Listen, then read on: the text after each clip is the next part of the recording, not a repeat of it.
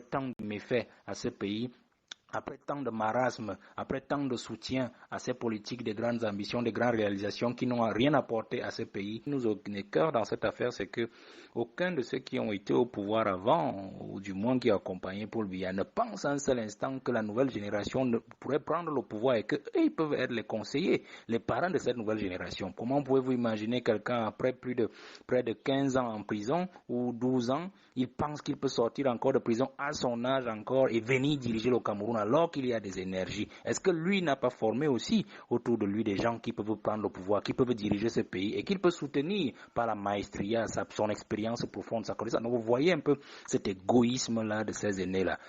Mais ces barons sont toujours pratiquement les mêmes. Vous savez que quand M. Marafa était encore au pouvoir, le G11 était justement cet ensemble de dignitaires qui s'étaient formés autour de sa personne à titre principal. Et donc on les appelait justement le groupe de 2011, donc on a appelé le G11.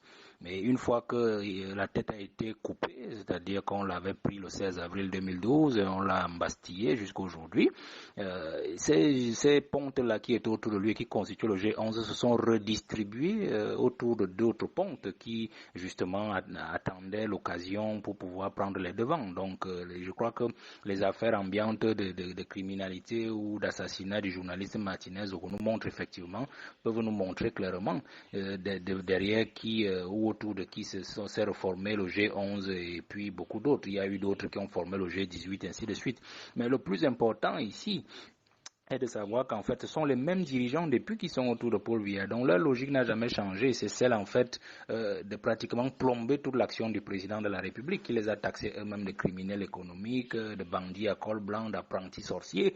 Donc leur action n'a jamais changé. Peut-être c'est seulement le chef de gang qui change à chaque fois, parce que chaque fois que le président coupe une tête, la tête du chef de gang, il se relocalise ou il se reconstitue autour d'un autre chef. C'est ce que nous voyons actuellement et donc nous connaissons leur chef actuellement. Qu'est-ce qui n'est même pas règlement de compte dans ce régime, madame? Vous savez, le prince, le président de la République, il fait ce qu'il peut avec ce qu'il a, mais surtout aussi, il agit sur ses collaborateurs en fonction de ce qu'il sait d'eux, de leurs ambitions qu'il réprouve. Vous savez qu'il a toujours été un partisan de diriger le Cameroun sans partage.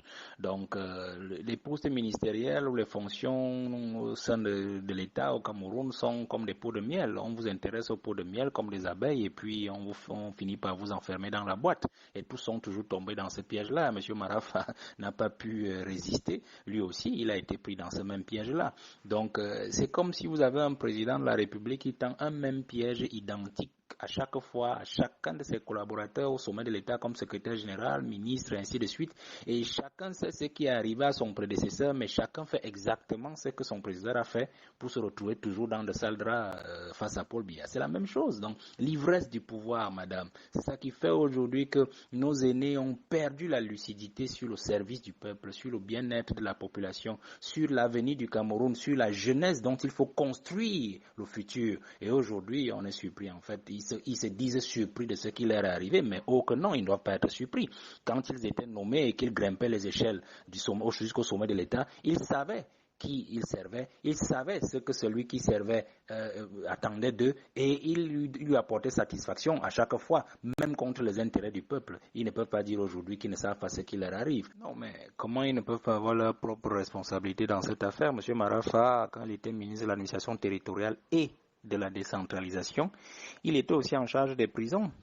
Donc s'il avait été quelqu'un qui pouvait penser un seul instant qu'il ira en prison un jour, il aurait réaménagé les prisons pour peut-être penser un jour que lui-même il y serait à l'aise si jamais un jour on l'y envoyait, mais il ne s'imaginait même pas qu'il pourrait aller en prison.